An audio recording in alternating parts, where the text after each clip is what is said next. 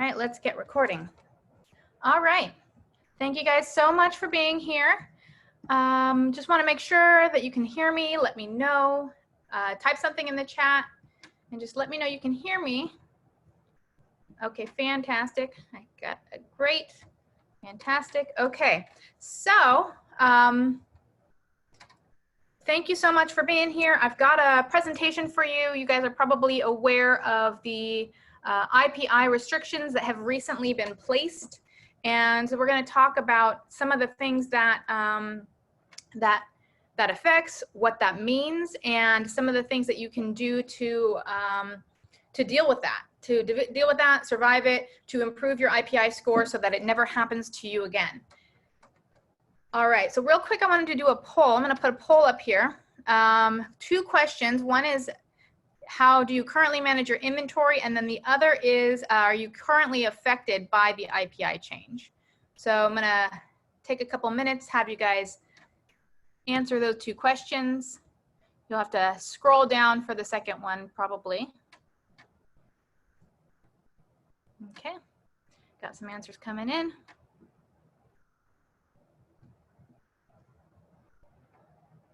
All right, it's a good number of you are affected by the IPI change.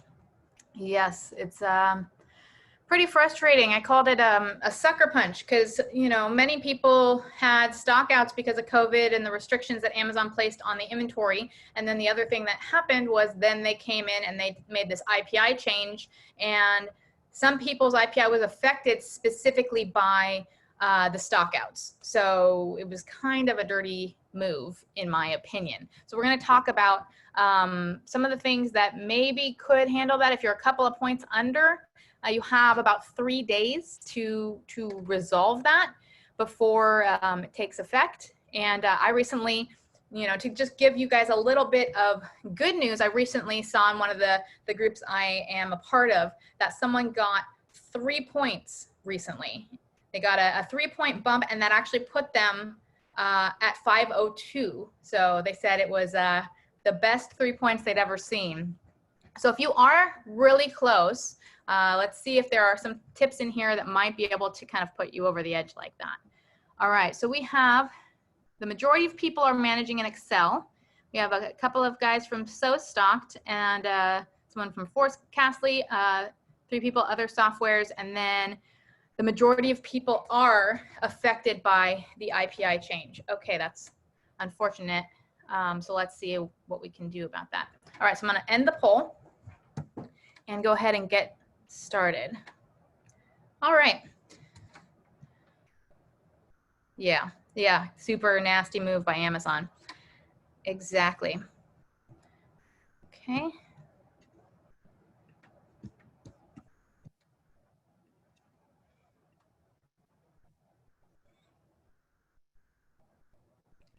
I'm gonna do a screen share. All right, and let me know if you are having trouble seeing my screen. Otherwise, I'm going to assume that we're all good. All right, so this is how to deal with Amazon's API change.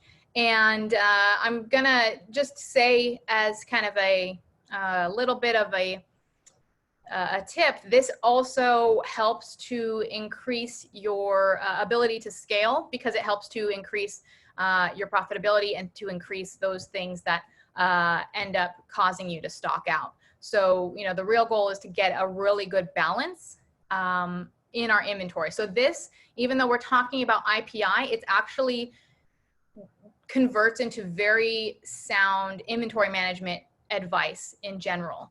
And now I'm going to use the example of my software, SoStocked, but any system that you're using, you should be able to take these similar principles and hopefully apply them to those principles, especially Excel. Excel is very flexible. We're based on the kind of the same concept as Excel. We are not algorithm based. So I know that there are several people here on Excel, and there's a lot of a functionality that you can add into Excel. But let's go ahead and get into it. All right, so a little bit about me. I'll just be brief. I am an Amazon seller since 2014. I've been a speaker and a consultant and I'm a copywriting expert. So a lot of what I did before I got into inventory management was to help people to increase their conversions using copywriting. So this had me on stage speaking about this, and then I ended up on some podcasts, AMPM podcasts, Seller Stories with Jungle Scout, and other such podcasts. All right. So my struggle and why I created SoStocked, just to give you a little context, I continued to run out of stock. I was, either running out of stock or I was over ordering, and I saw the amount of money that it was costing me, and, just losing, running out of stock for a whole month, my inventory being stranded, Amazon stranded inventory. And this is, I'm going to bring this up later, but when you send in your inventory and then Amazon doesn't check it in, and you've sent in all of your inventory, and so you don't even have the inventory to, do an FBM deal or anything like that. Sometimes Amazon can hold your inventory hostage. That was one of the things that happened to me one Christmas. So looked and saw that I really had to change the structure of my business and how I was handling inventory. Holiday inventory, over ordering, paying, tons of money in storage fees and loan interest. And, let me know if this sounds at all familiar, type in the chat if you can feel me on that one. Yep, been there. All right, so I knew that I needed a solution, right? So I started looking around, I started looking at other softwares, and nothing did what I needed it to do. And I came to the conclusion after talking to many people in many different masterminds I was a part of, and we all decided there was nothing really very good out there that didn't cost like $1,000 to $2,000 a month, which is not something that we are interested in spending. So I decided I would build my own software, even though I had never done anything like that. I thought, okay, well, I'm just going to meet someone and they're going to do it with me. So 2 weeks after I decided that, I met this guy.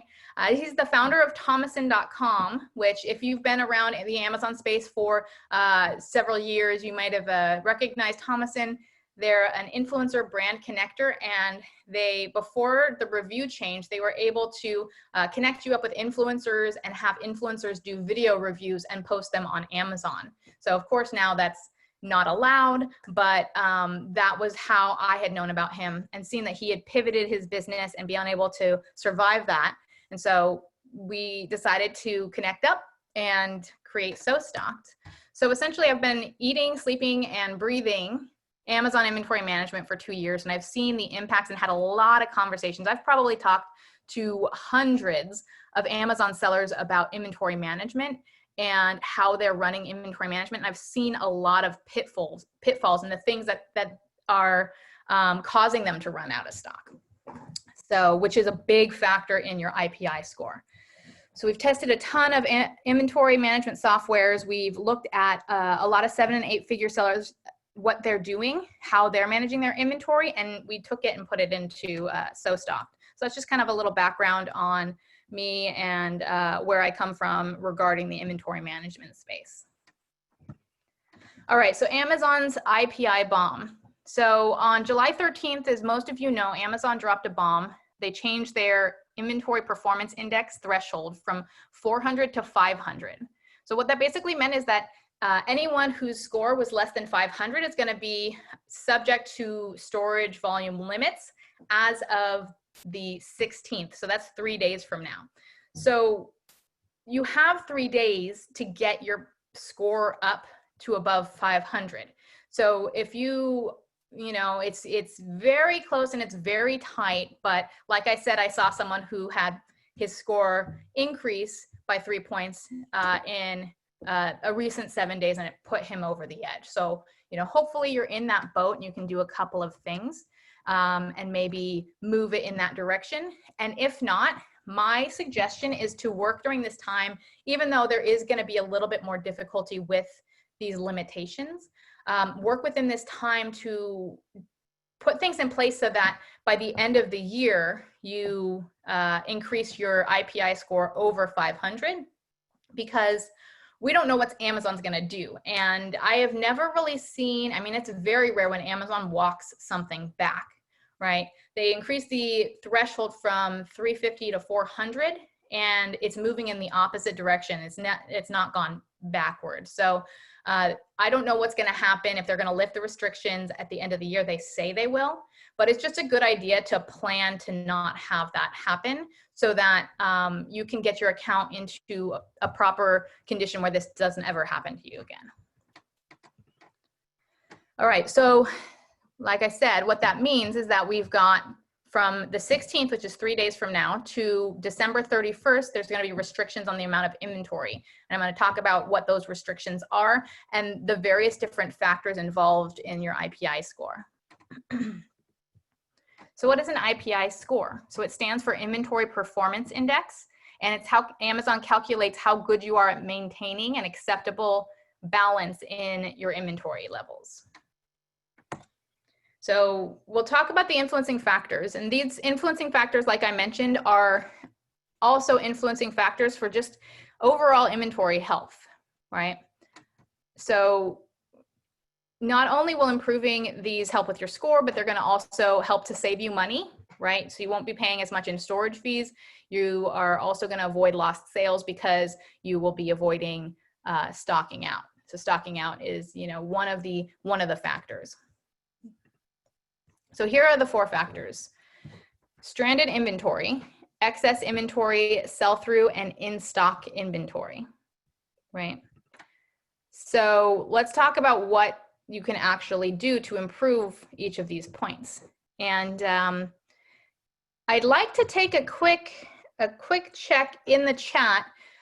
If you are affected by this IPI, let me know if your products are large or oversized, because one of the surveys that I did see of about 82 people in one of the groups that I'm in is that oversized was the biggest factor in the score being affected, right? So yes, oversized. So yeah, so definitely, like, we'll see if that's a factor, and if that's a factor, then it might be something where, you know, creating another storage system would be important.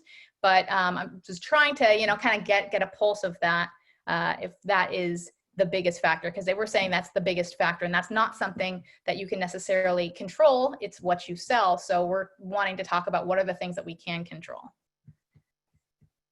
Okay, so the 4 factors from the slide before. So we'll go back real quick. Stranded inventory, excess inventory, sell-through, and in-stock inventory. And we're going to go through each of these points.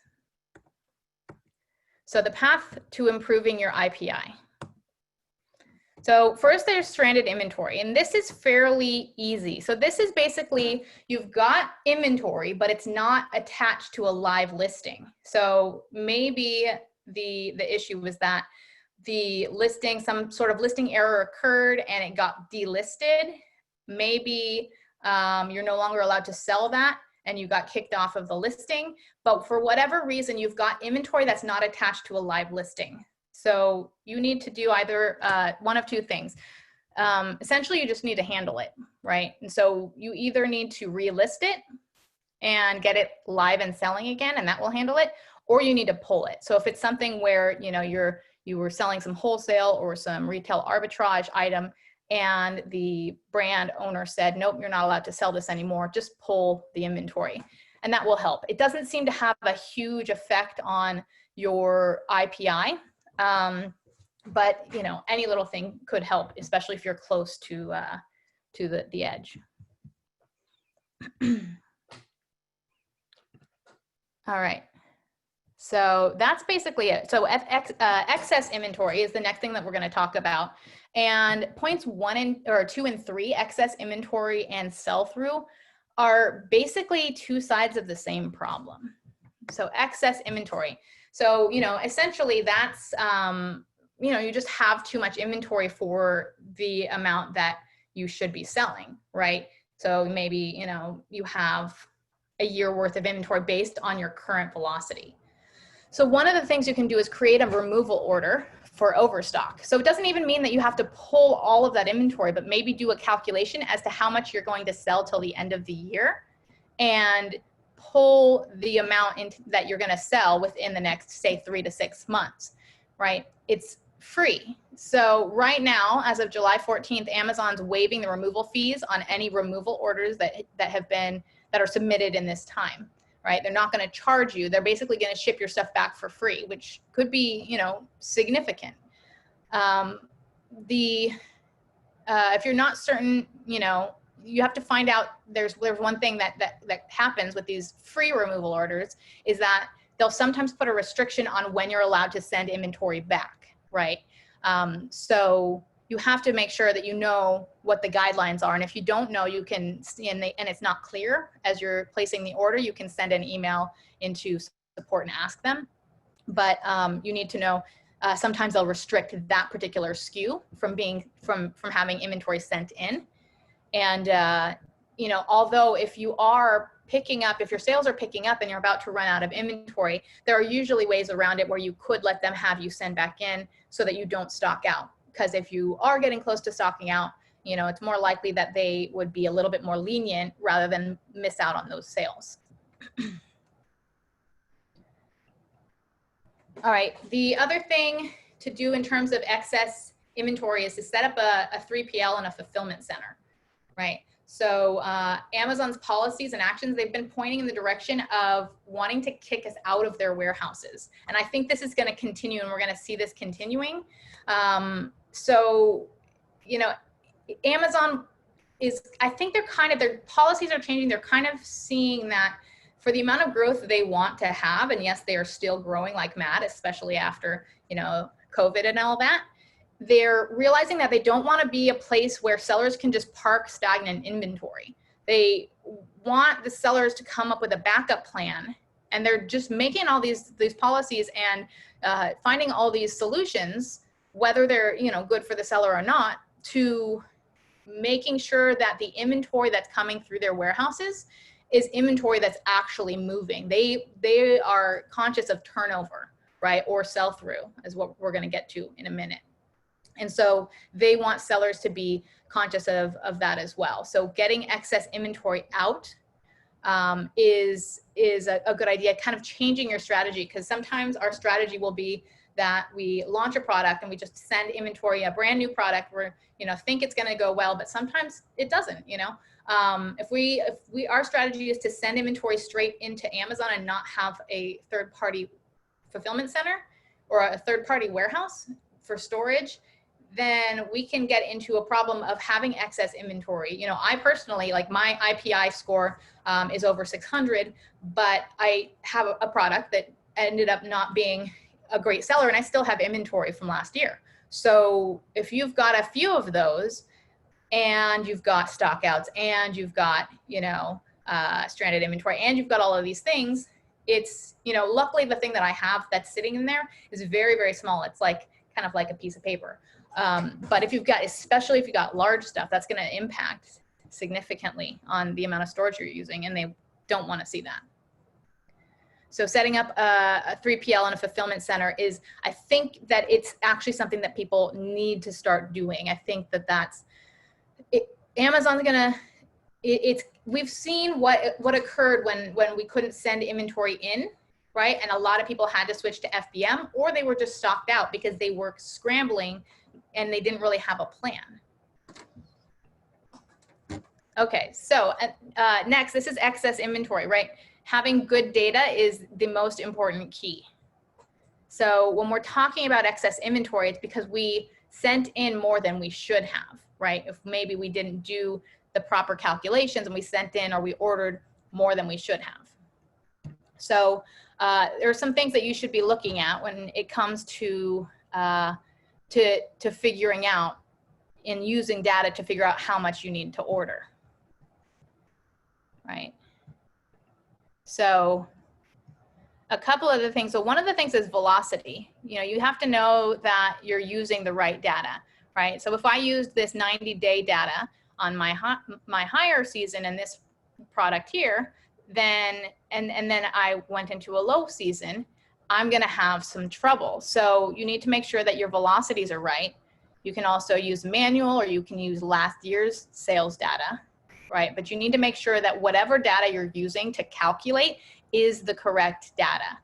So that's the first thing. And then on top of that, another way that we tend to over order is not factoring in sales spikes. So sales spikes are those things that happen that aren't going to happen all the time. So if you have lightning deals or you have Prime Day, for example, last year Prime Day occurred right here. We have a couple of days of high sales. Well, if you're trying to order after Prime Day, you're trying to order for, you know, the fall season, that data can throw off your averages. So if you're using a 30-day average and you're trying to calculate, all of your data could be skewed too high. So it's important to understand your data and to have the correct data.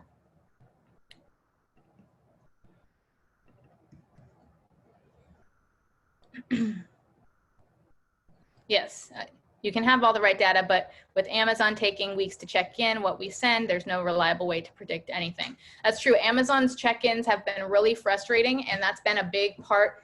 It's really frustrating situation because Amazon has really been doing a lot to make it difficult for people to stay in stock. And I will get to some of these questions. I see a hand raised. But we will get into a little bit about what are some of the things that you can have in place to avoid some of these check-ins, right? Especially when things are so crazy. Everything needs to be longer. All the lead times need to be longer. All of our you know, all of our systems need to be kind of lengthened out so that we can actually avoid these things, because we're seeing what is happening. We need to change how we're handling our inventory. So I'll give you a couple more tips in terms of that. All right. Use a min-max stock restocking system for orders and transfers. Okay, so this is kind of what I was hinting to in terms of, you know, being able to avoid the, you know, get around these issues with Amazon taking weeks to check things in. So a min-max restocking system is basically setting parameters for your stock. So a lot of times we think of stocking out, you know, we think of sending inventory in before we stock out, right? We need to start thinking of it as sending inventory in before we get to basically a minimum or a buffer stock, or also known as a safety stock, right? The minimum is, you know, so essentially, you know, one of the things that I did is I increased my minimums. I increased my buffer stock because I started hearing that things were taking forever to check in. And luckily, for whatever reason, you know, I have this idea that things were taking forever to check in because of all of the things that were going on in, you know, the Facebook group I was in. And luckily it took only 5 days to check in. But what you need to do when you start seeing these trends happening is to increase those minimums. So maybe it's, you know, a number of days. So maybe you're usually, you know, want 15 days worth of buffer stock, right? So basically you take the calculation and you multiply it by 15 days. But if you're hearing that it's taking 3 to 5 weeks, well, changing that buffer stock and sending your inventory in advance becomes the important thing. Is, you know, as COVID was occurring, it's important to start pivoting and changing our systems until we see that things are starting to even out, right? And so that's the minimums we're talking about. And then we're talking about excess inventory. So you set a maximum, and the maximum is the most you'll ever hold at Amazon. So it simplifies your orders and your transfers significantly by always staying in a range. So I'll show you what that looks like. And this is something, you know, maybe to be able to calculate it on a spreadsheet would be possible. I'm not sure about other softwares. Let's see. But what that would look like is essentially you would have an order schedule and you would set a minimum, right? And then you would set a maximum, and you would set a minimum and a maximum for your stock. And so you would send in 45 days worth of stock. And this is going to be important for everyone who has a limit, is to start always topping off your limit and then depleting down to your minimum and then going back to your maximum. So having a warehouse system and having a minimum and a maximum range so that you're always keeping inventory in stock, and you're never waiting till you get to 0, because these things do go wrong. You know, their delays do happen. So it's important to have a cushion.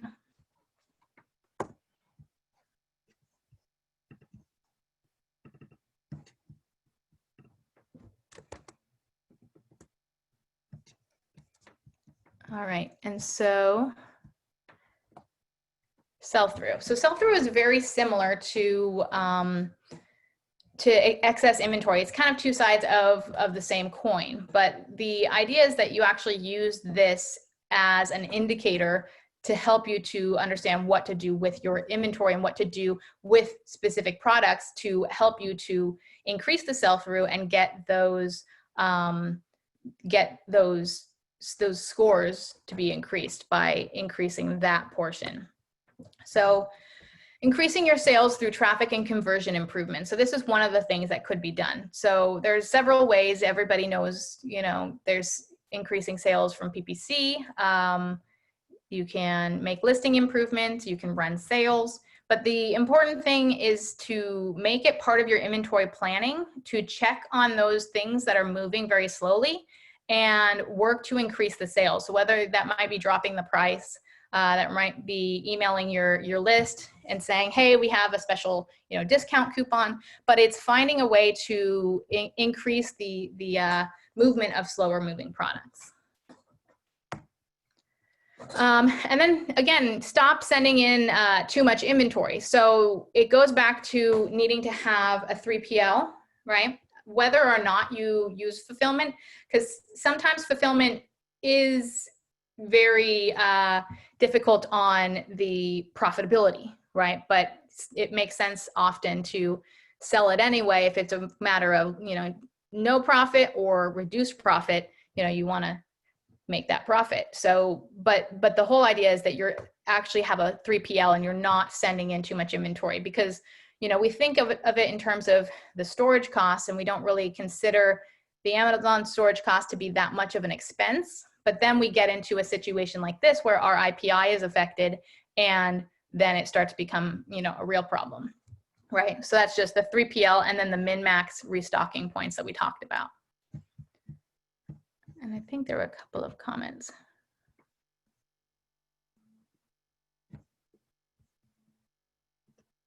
Sorry, I'm just reading the comments real quick. Send in early to avoid surprise fast train penalizing for overstock. Yep.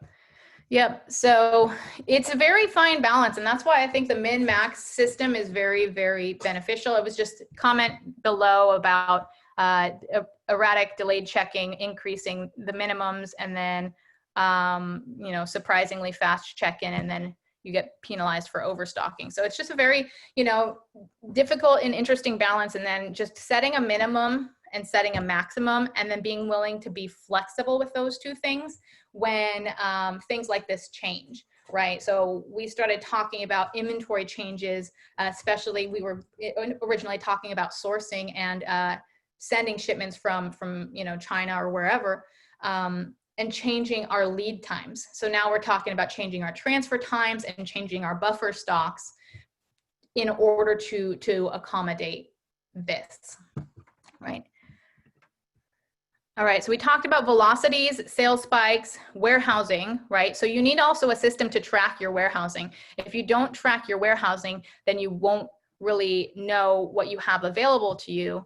So you need to be able to have, you know, if you haven't been using a warehouse, it's just one of these things where now you need to track how much inventory is in your warehouse. And you'll get reports from the warehouse themselves. You can have them send you weekly reports, but I found it's very important to track it on your own as well. Even if it seems like it's a little bit excessive, I've had instances where hundreds of units have gone missing in the warehouse, and I knew that we had them because I had been tracking, and then they miraculously were able to find them. So, you know, especially as you get more and more SKUs, you can't really trust that the people at your warehouse are really keeping track. So you should be basically a second set to be able to reconcile against. In-stock inventory. All right, so this is the one, just, you know, I do understand Amazon caused a lot of problems with stocking, right? Amazon caused a lot of problems and then they threw this at us. So, you know, really isn't fair play, but you know, what we're trying to do now is to focus on how we can get ahead of it and what we can put in place to try to overcome this and then improve that score so that we aren't affected by it when the next whatever comes around. Okay, so how is FBA in-stock rate calculated? So essentially you have, you take the percentage of the last 30 days that the SKU was in stock, right? And then you take the 60-day velocity and you divide that by the sale, yeah, and then you divide that by the velocity. So in the example above, you've got 50% of days in stock, right? And you've got velocity of 2. So it's 2 times 50. And then you have the velocity of 3 times 100% of days in stock. And then you add those together and then you divide it and it's 80%. So 80% of your inventory was in stock, right? So that's how they're calculating your in-stock inventory. So it's you know, when you look at this and when you consider it, it's more important to keep your top sellers in stock. So if you had a couple of really slow movers that were out of stock, it's not going to impact as much as those top sellers. So you really need to pay attention to your top sellers and do everything you can to keep your top sellers in stock. Now, you know, when we talk about stocking out, is it better to stock out or is it better to slow down your sales, right? Because you have, you know, sometimes when you slow down the sales too much, then you have ranking problems. But if you've got and you're trying to improve your IPI score, you need to pay attention to the out of stock days. So even if your sales are slower, it's not going to be considered an out of stock day. So if you're really, you know, if you're really focused on your improving your in stock rate, then keep an eye on, you know, then slow down your sales either by turning off your PPC or by raising your price and try to stay in stock for as long as possible. And then, and the other thing that's going to do is going to make it more profitable for you, right? That was one thing that I did. I knew that there was my supplier was late on a shipment because they forgot to put an item in the package. And so I turned off my PPC temporarily and those sales became more profitable.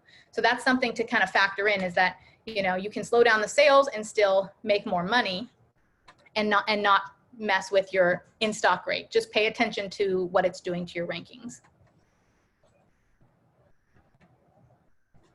All right, so what can we expect in terms of quantity limits? So if you don't know by now what your limits are, this will give you a little bit of a guideline. So if you have no sales history for the past 3 months, right? Amazon looks at, you know, your sales history. If you have no sales history for the past 3 months, you're likely going to have a 200 unit limit. So that's something to keep in mind if you're planning on launching any new products, right? If you want to launch any new products in this time, it's going to be a little bit more difficult for you. It's not impossible, but it will be more difficult, especially with giveaways and things like that.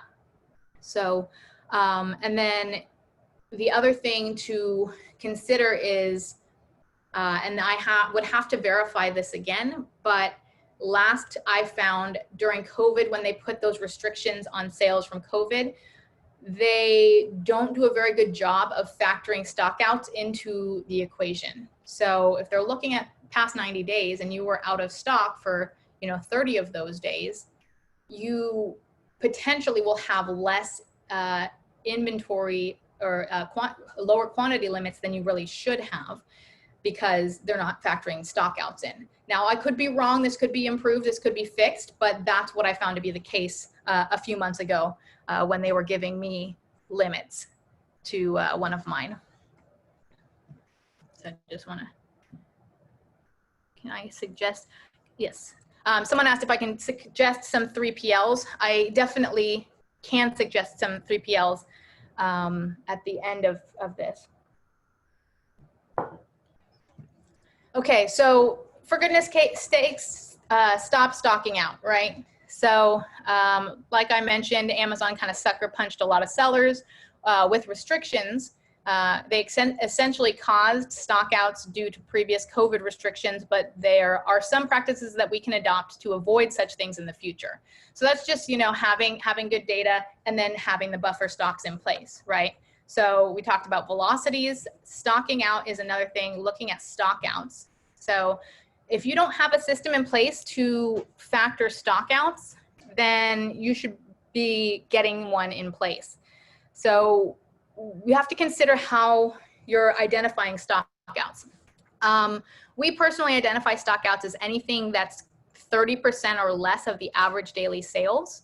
So we're catching things like, you know, if it's supposed to be 100 and we sold 10 in that day, that's something went wrong, right? It was probably right before it stocked out, right? Or maybe we got a suspension of the listing for a day or half a day, right? We want to find those numbers that are not normal, because we're using that to predict what will happen normally in the future. So making sure that you're factoring stockouts into your calculation, it just goes back to having good data.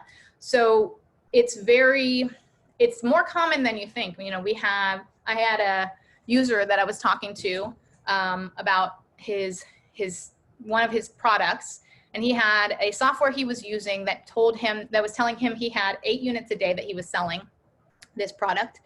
He had a calculation that he said he created on an Excel spreadsheet that said 10 units a day. He put it into SoStocked and it said 15 units a day is what he was truly selling when the stockouts were factored out. So then all of a sudden he realized why he was continually stocking out.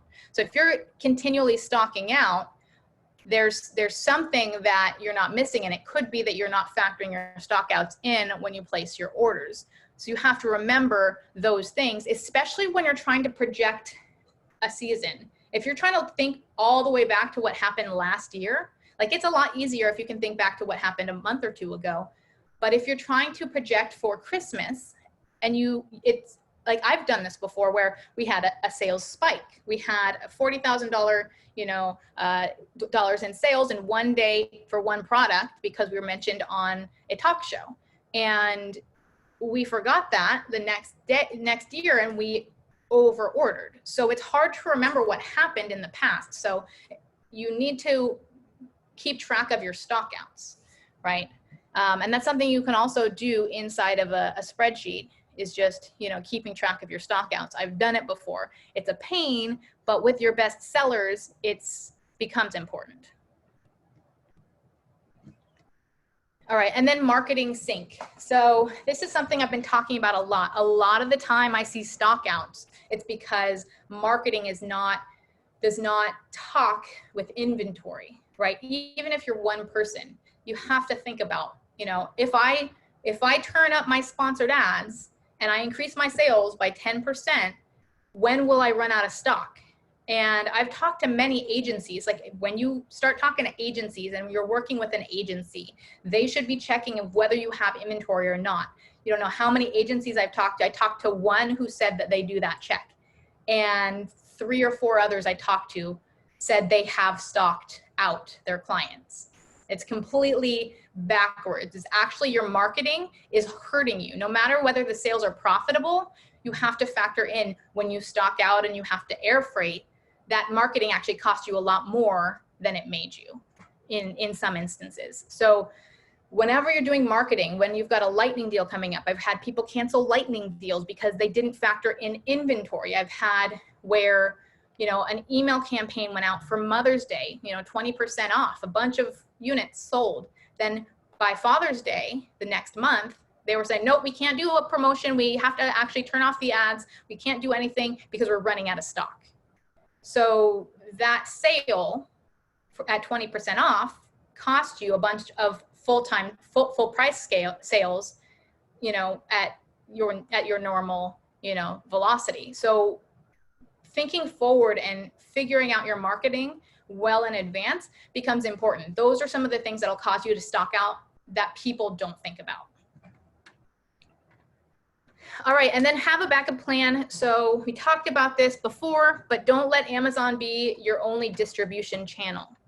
So even if they're your only sales channel, should not be your only distribution channel. So what this means is that you should have, if you're not storing inventory at a fulfillment center, you should at least know one, already have good recommendations and know what it would take to get into one if you had to divert inventory to FBM, right?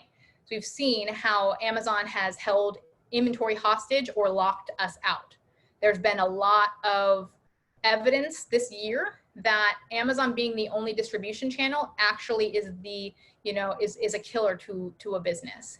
Now, some people can't afford, if they've got expensive things, the shipping might not be conducive, unfortunately, but if you can, even if the margins are slimmer, have it as a backup plan. All right, so we talked about that, creating a backup plan so you don't get held hostage.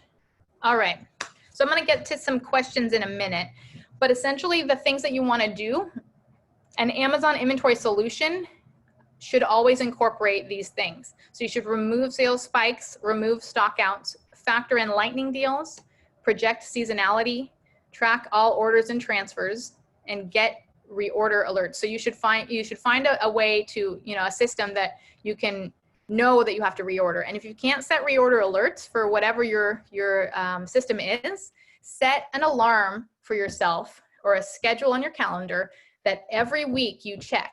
Even if you don't have to order, you have to have some sort of a regular schedule, because missing 1 week or missing 1 month, maybe you do it monthly, missing that date with yourself, soon you miss enough that it's then too late, right? So you have to create a habit of checking, otherwise you'll forget. Managing FBA, 3PL, and on order. So you need to make sure that you're keeping track of where your inventory is, right? So, SoStocked, we do forecasting, we do order tracking, we do PO creation, and we do inventory management. As a final tip, I'm going to say, I have heard, and you have 3 days left to try this out. I haven't done it because my IPI isn't affected, but I was told that if you create a bunch of shipments simultaneously, right? If you create some shipments simultaneously, I don't know if you can open them up in a bunch of different tabs or what, you might be able to push to get your inventory in. So you might be able to, before that window closes, build out your FBA shipments to send in at least a good amount of inventory. So that's an idea. Now, once that closes, we don't know whether those FBA shipments are going to be voided or not, but did hear from a SoStocked user who said he successfully was able to create a bunch of shipments at the same time.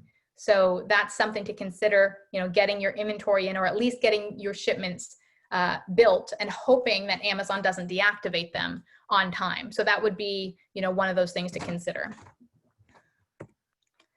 All right, so just a couple of people who've said some good things about our software, right? I used to spend ridiculous amounts of time using Excel. I can't recommend SoStocked enough. Real-time visibility, minimize stockouts and forecast demand, helped me with cash flow management, no more expensive air shipments. All right, so I'm gonna get to questions really quick. This tool is unbelievable. I can't say enough good things about it. It's a must-have. Awesome. So yeah, so if you need a system or need to improve your system, SoStocked is available, and I do have an offer at the end that will allow you to try it out. Okay, let's see some questions here. Can you suggest 3PLs? Okay, so I'm going to put a couple of 3PLs in the comments. Let me look these up. One of them is one that I use right now. They're in California. They do logistics, but they also handle our third-party, basically all of our logistics. They handle our shipping, and then they also handle our warehousing and our transfers. So that's Air Group. Also, Viable Shipping. Viable Shipping also does fulfillment fulfillment orders. And this is my friend Randy. We were in a mastermind together. So he's an Amazon seller. So he thinks like an Amazon seller. Okay. And then Hanu. We've had Afolabi from Hanu speak. We had him do a whole series of, I think, 5 different basically webinars. And one of the things that is very cool about them is they do pretty much everything, and their goal is to reduce your shipping costs, your supplier costs, and your warehousing costs, and to try to streamline all of it. So they'll do, you know, things like audits. They were able to lower our fees, our tariffs. We were paying 25% tariff on most of our products, and they got it down to 10. So, you know, all of those things will help with streamlining your business. So hopefully that was helpful. Those 3 PLs, check them out. Let me see what other, we've new to SoStocked. Can you talk a little bit about your program? Sure. So a little bit about SoStocked. So I talked a little bit about myself, but essentially the idea was that you knew more about your business than an algorithm did. So we had originally built a customizable algorithm, and the issue with that was we had beta testers come in. We had, you know, 7- and 8-figure testers come in, and they were working with the tool, and we're still not super thrilled with it, right? So we started, you know, we started asking like, okay, well, what is it, you know, that people actually want, right? There's a general pattern. There's get into a software, inventory management software, and then leave for Excel. And there people are consistency, 7- and 8-figure sellers consistently going back to Excel because none of the tools worked. So that's what we kind of did, is we actually wiped our entire forecasting system. We got rid of it. And we said, okay, well, we'll just be like Excel, only we'll be automated, and we will be a lot more granular with the data, right? Because the reports that you get from Amazon are not super granular. You can't get the individual data that you want sometimes. It's very hard to isolate, you know, some of these individual, you know, sales spikes and stock outs and that type of thing. But then it's automatic, right? You can see it without having to, as my friend Devin said, feel like you're starting from scratch, right? There's either, you know, the feeling that you're starting from scratch every time you do a forecast. And then there's also the feeling of, you know, just going by gut, right? And so it's just data driven, you know, decision making. So it's Excel, it's kind of like Excel in that you can understand everything. All the numbers make sense, right? It's not this highly advanced algorithm that someone built that you can't understand. That's the problem with most softwares, right? And so you can actually understand the data, and at the same time, it's very customizable. As you've kind of seen, you can program lightning deals, you can program sales spikes, you can look at last year's sales, you can use the, you know, a sales average, you can program in increases, you can add trend, you can add all of these things that you would normally be doing.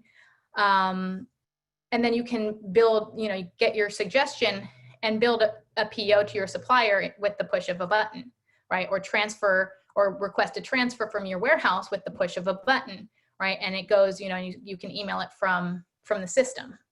So hopefully that answers, that talks a little bit about the program. The other thing about it is we're in advanced beta, so we talk a lot with our sellers. I talk to sellers every single day. In fact, I woke up this morning at 7 and had my first call with a seller at 7 who is across the world. And so that's kind of my normal every day, is talking to Amazon sellers about their inventory. Okay, Victor mentions the multiple tab trick will leave a bit of a footprint on Amazon. Yeah, it's definitely a risk. Yep. Let's see. Okay, it'd be great if you suggested how sellers with their own production can accommodate to the min-max system and what they should primarily focus on. Okay, so I'm assuming that this means you are a manufacturer, you manufacture your own goods. And so in terms of the min-max system, if you're just sending to Amazon, you can use the data from Amazon. But the way a min-max system works is basically you've got a base, right? And you go, okay, if I know that my production, here I'll just show you a little bit of how this works. Let's see. Okay, so if you've got a base production, right, what the system will do is it'll use your lead time, right? Say your production time is your lead time, right? You say, okay, it's got 45 days of production, then I go by ocean, it's 45 days, and then I have to stop at a warehouse, and you basically calculate out your entire production, your entire lead time, and then you set 15 days as your buffer stock. So, and this will be helpful for those of you who are using Excel, like how do you actually calculate and figure out like what's the math behind setting a minimum and setting a maximum. So basically, you're going to say whatever your production time is. So say your entire lead time is 90 days and your buffer stock is 15 days. Then you want to, before you hit 0, you actually want your inventory to arrive at the 15 days. So if you look at 0, you go 15 days, and this is when it needs to arrive. And then you go 90 days, and that's when you need to start production, right? So, and the amount of production that you need to do is you need to look at, okay, if you've got 15 days and you need 45 days, that's 30 days worth of inventory. So you need to produce 30 days so that by the time you get to 15 days, you've topped off to 45 days. So that's kind of how the math goes when you're trying to figure out, how to set your minimums and your maximums. And so you're always producing or transferring between 45 days and 15 days. You top off to 45 days, you deplete all the way down to 15 days, and then you top off to 45 days again. So you never have to kind of guess or try to, feel out how much you should be sending. You already know, and it's kind of like, and this is what makes it very systemized for a VA, right? A lot of times we don't think that we can systemize things, but when we start to set these guidelines, we can actually systemize things and pass off more to our VAs than we actually think we can. Everything can be systemized. So this is just a really good way to systemize. And I think that answers the question. Let's go back. Okay. Can't see the PL names. Okay, I'm going to copy the 3 PL names again. View. Oh, it was sent to all panelists. That's why. Thank you. Okay, there we go. All right, let's see. Can't see in the chart. So yeah, so that's airgroup.com, viableshipping.com, and Honu, which is HONU, worldwide.com. Okay, let's see. What were the 3 PLs? Can't see. Okay, yes. Okay, good. So we got the 3 PLs, and again, I said them for the people who will be watching this in the replay. And then we have a couple of questions here. We have MCF inventory, which is associated with a future dated listing, counts towards stranded inventory. Is there anything I can do? I'm not sure about that. So you've got MCF inventory, as in you're using FBM and you're putting that you have inventory available, but it's not a live listing. I'm wondering if you could just put it to 0 and then it would not be stranded. I've never done it like that. So I don't know if that's helpful. But that's what I would say. It sounds like you're saying you have inventory when your listing is not live. If you put it to 0, unless there's some reason why you wouldn't want to do that, I would just put it to 0 and maybe that would resolve it. Is a recording going to be sent out? Yes, yes it is. What weighting would you do for each of the 4 factors in terms of influence upon one's IPI score? Right. So the stranded inventory isn't going to be that big of a deal. I think the majority of what we are seeing, oops. I think about the majority of what we're seeing, you know, in stock date is a big deal. And inventory, stranded inventory, I mean, not stranded inventory, excess inventory and sell through are two of the same types of thing. They're kind of, like I said, you know, two parts of the same conversation. In stock inventory on best sellers is probably the top, and then excess inventory, especially if it's large, right? They don't want a lot of inventory just hanging out. So if you have a lot of large inventory that's just sitting there, those are the two things I would focus on. Stranded inventory isn't that big of a deal, but we're seeing that some people, their IPI score is low only because of the stranded or the stock outs. So, but it, you know, it depends on your business. So if you go to the inventory health dashboard or the inventory dashboard, you should be able to locate what are the things that your individual business is getting negative points for, right? So if you go into Seller Central, go to the inventory dashboard, your business might have a specific issue, and it will give you a scale, right? You've got red, orange, green, and it'll show you where you fall in each of those. And you need to try to get to, you know, get over that into that green area, or at least out of the red. 3PLs. I think that's looks like it's all the questions, guys.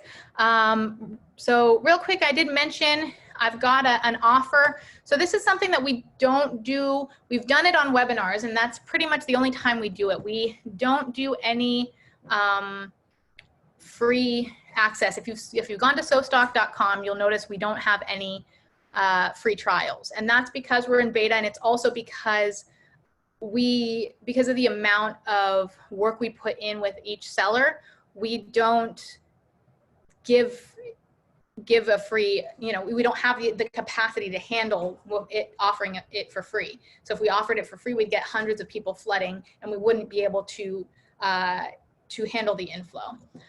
So we're working on that, but right now there is no free offer except on this webinar.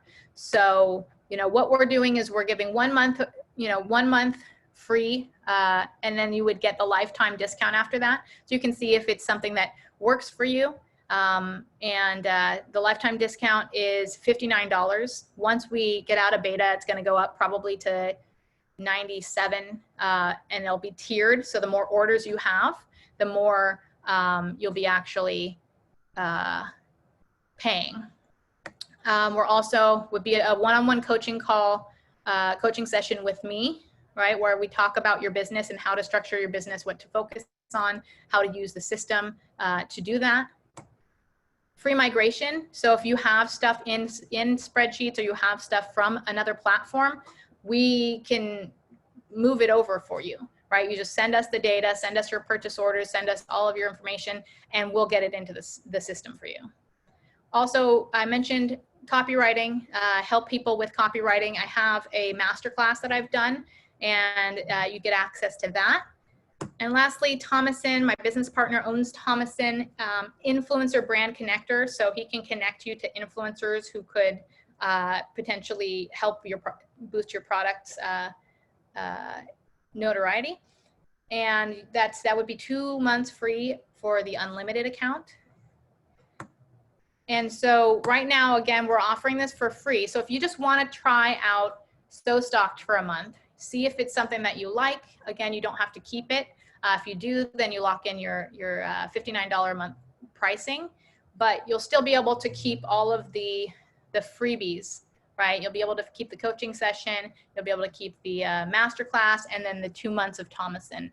And you can sign up for that at any time, the Thomason. If it doesn't make sense for you to sign up, you know, immediately, you can sign up for it at another time also.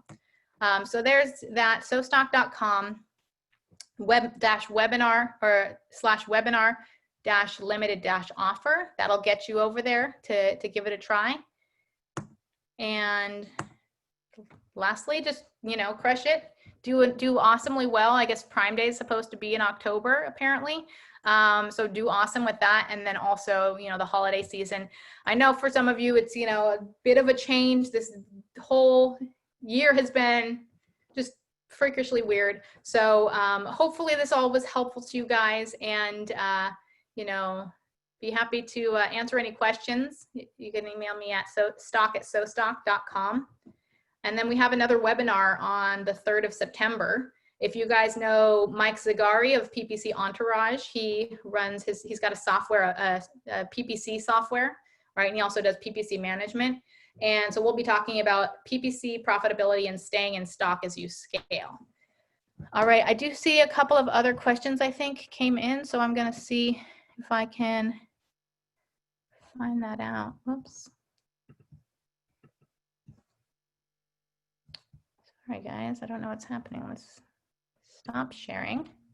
All right, so a couple of questions. If you manage multiple Amazon accounts, can you connect all of them to SoStocked? Yes, so we have a discount on additional accounts. It's 50% off.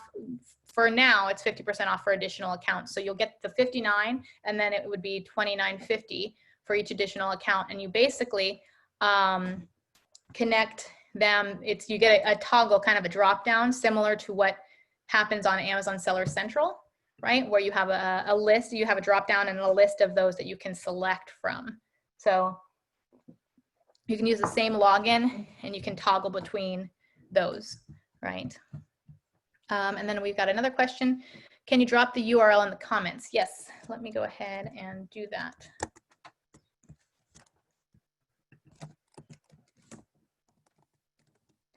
Here is the URL for the trial.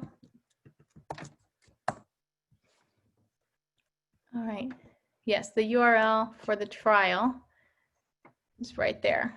Webinar, limited offer. And again, you'll get access to all of those things. So even if you decide that, you know, it's not for you, not working out, you still get to keep the bonuses. So it's a good deal. A couple of questions, let's see. Closed inventory for MCF becomes stranded.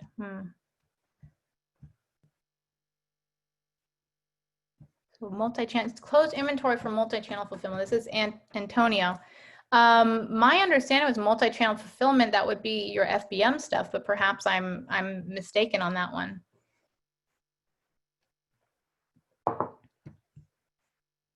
Yeah, I don't know if anyone else has an idea about that, what to do with MCF inventory that becomes stranded when you close it. Can you please elaborate on the multi-tab shipment risk in detail? Yeah, so Victor said that anytime you circumvent Amazon, it's visible to them. It exposes you to risk. And yeah, there's not, yeah, that, we don't know what risk there is, but Amazon can usually see those things. There are certain loopholes, but you know, we don't know. I don't know of anyone who, I know of one person who said he did it successfully. Who knows if that's going to come and affect him down the road. But again, this isn't, I don't think this isn't a thing that people are normally doing. It's, you know, an act of desperation. So, you know, I always say, you know, do the thing that is, you know, doesn't expose you to risk. But, you know, I'm also like, hey, might as well share an idea that, you know, if someone wants to do it, this is what I heard, but I wouldn't personally do it. But yeah, you just, I would set up a 3PL and just be vigilant. Here's another point, 3PLs, try to ask about the labor costs. One of the things about Air Group, the 3PL that I use, one of the things I don't like about what they do, and one of the things that will become a hindrance, is that they do charge a labor fee. They charge the labeling fee and a labor fee. So when you're talking to 3PLs, get all of their, don't just ask them what their per pallet storage is. Ask them, you know, what their cost is for labeling, what their cost is for pulling pallets, right? Or pulling cartons. They have a cost for that. Labor cost. So every time, doesn't matter if it's one box or, you know, 200, they'll charge $40 an hour, minimum 1 hour. So you want to know what is their labor cost, and do they charge a full hour. The other thing to note is that they usually do a pallet count at a specific time, and that is, they basically say, okay, If the pallet is in here, we're going to charge you for the whole month. So, you know, for example, Air Group, I think it's on the 5th. They might have changed it, but it should be on the 5th. If you have inventory in stock for the 5th, they're going to count your inventory in stock till the 30th.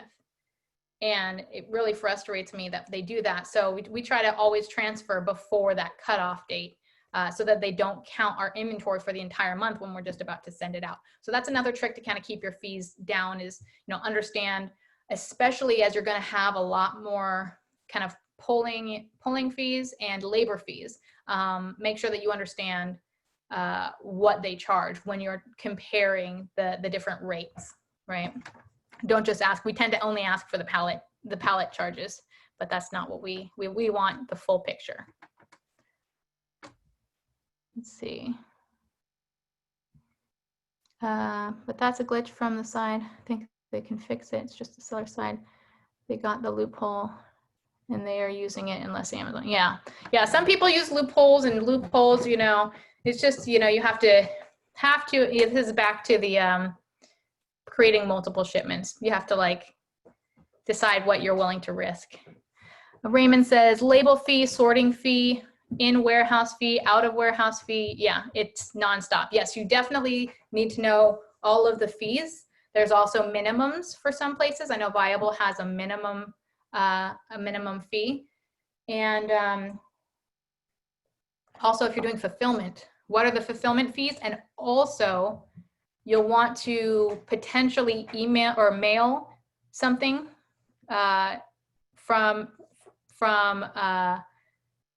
basically you'll want to mail one of the shipments of the product, because you need to see whether or not, before you ship a ton of inventory over to fulfillment and decide that you're going to fulfill, you want to see whether it's even profitable. We had a product, we went to Walmart and started selling on Walmart.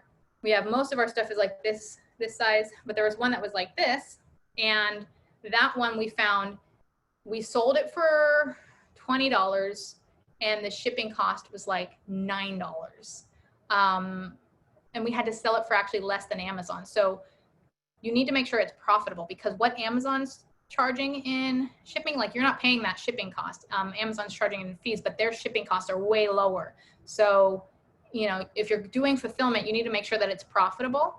And sometimes you need to just decide, okay, we're going to fulfill these items, but not these items. So do test runs and ship items. So maybe ship it to your, you know, your friend across, you know, halfway across the country or something like that. And you can see what the rates are. Okay.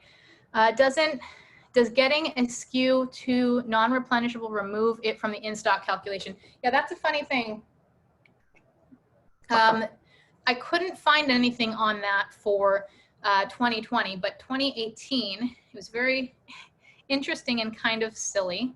You know, you look at it, and I'll actually share this right now. You'll look at the information from 2018, and it asks, how does hiding not replenishable items affect the in-stock rate? So it says it only affects the in-stock rate, but not your IPI score directly. So it will affect it, but you know, they're basically kind of saying it may or may not affect your IPI score, right? So if it's, you know, minuscule enough, it may not affect it, but as your in-stock rate does have a bearing on your total score, it could, but it may not be that big of a deal. So, you know, for example, because they're looking at velocity, right? If you don't have a lot of velocity, it's going to be, you know, pretty minuscule. So it gives examples here, you know, for example, let's assume SKU 2 in the example above is seasonal inventory and not replenishable. If you keep it designated at replenishable, your in-stock rate for all SKUs will look higher than it really is, in this case, 80%.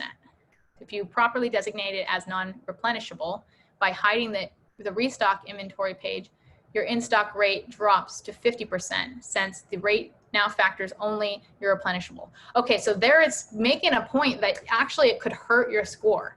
So if you've got this item and you've still got stock, right, and it's marking it as 100% in stock, even though you say, oh, well, I'm not going to replenish this, but you've still got inventory in stock in the past 30 days, that's going to help. So you need to make sure that you're being wise about whether you put something as not replenishable or not. You know, if you really wanted to, you could do all the math for all of your SKUs. Sounds like an awful time, but you could do that and you could decide, or you could do it for the specific items and decide how much that would impact things.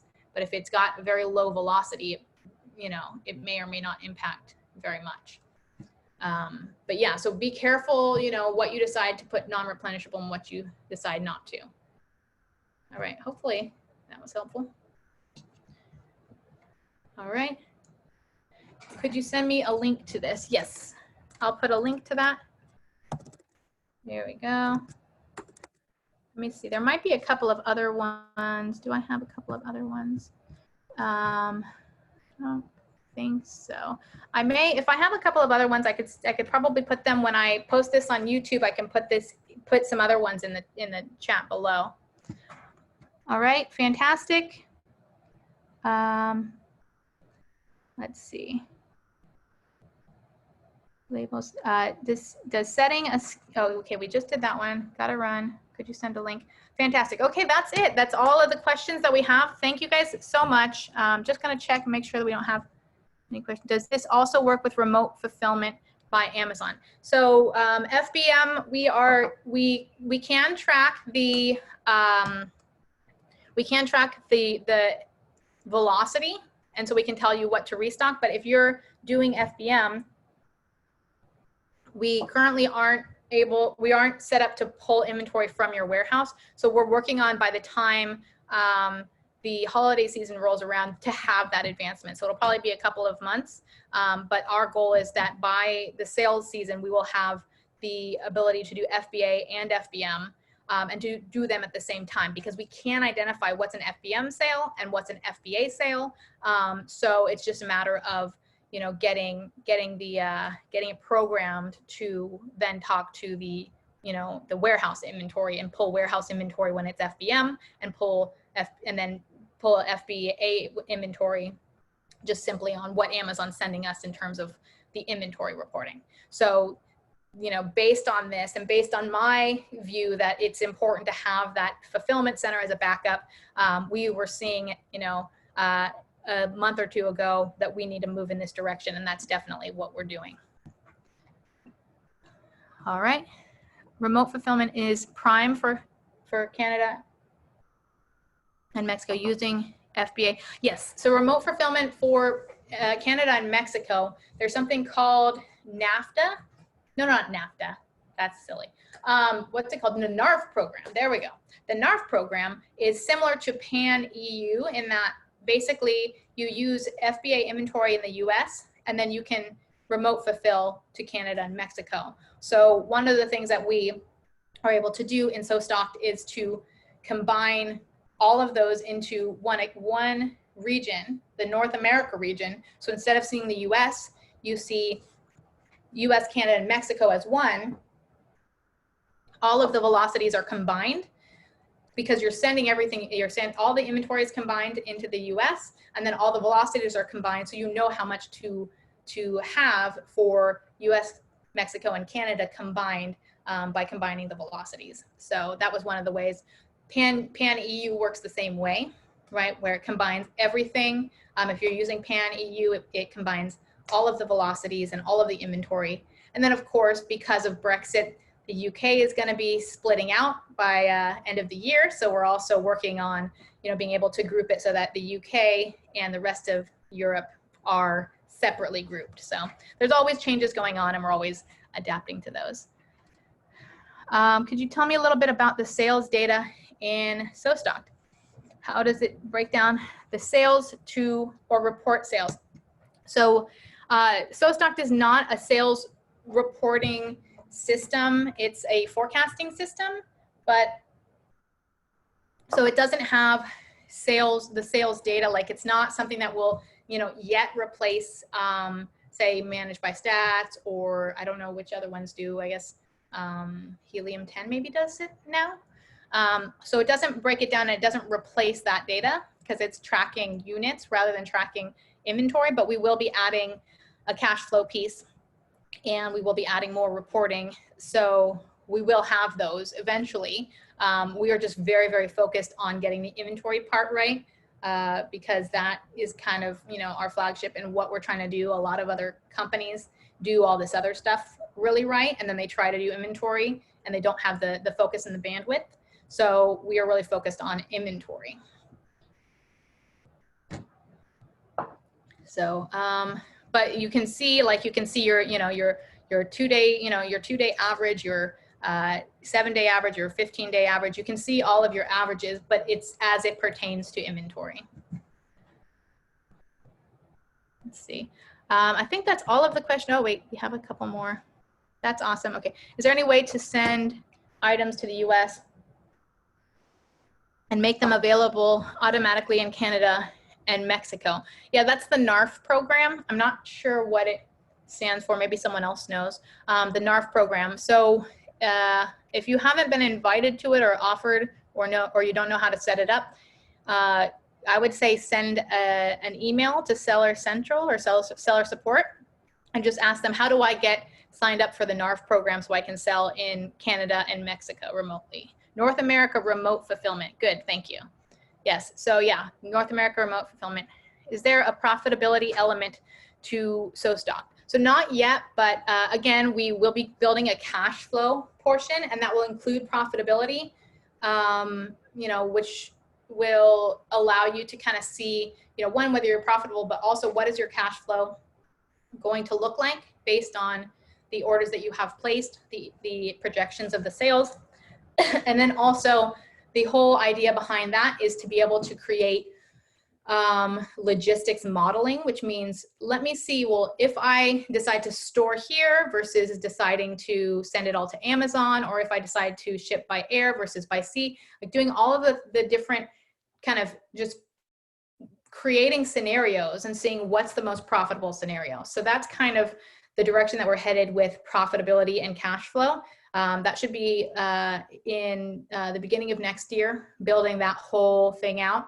Right now is, you know, our what we call forecast modeling, which is that you can actually try out scenarios. So it's not just looking at your forecast based on the past. It's also saying, okay, well, you know, what's going to happen if I increase my sales? You know, if you can put your marketing into your inventory, you can actually, you know, see what's going to happen with the inventory and essentially model it out. So instead of just using an algorithm, we're using, you know, various different tools to model out what we intend to have happen. And so the cash flow portion would incorporate, you know, the logistics portion of, well, what if I change some things, and what if I did this, or what if I did that? What would happen with my money, you know? So that's the goal. And that's, you know, early, hopefully get into starting that early next year. Okay, I think that's all the questions that I have. All right, thanks so much, guys. It was really great talking to you. And yeah, if you have any questions, you can email stock@sostocked.com. And you know, hopefully you guys have an awesome sales season and an awesome rest of the year. All right, bye, guys.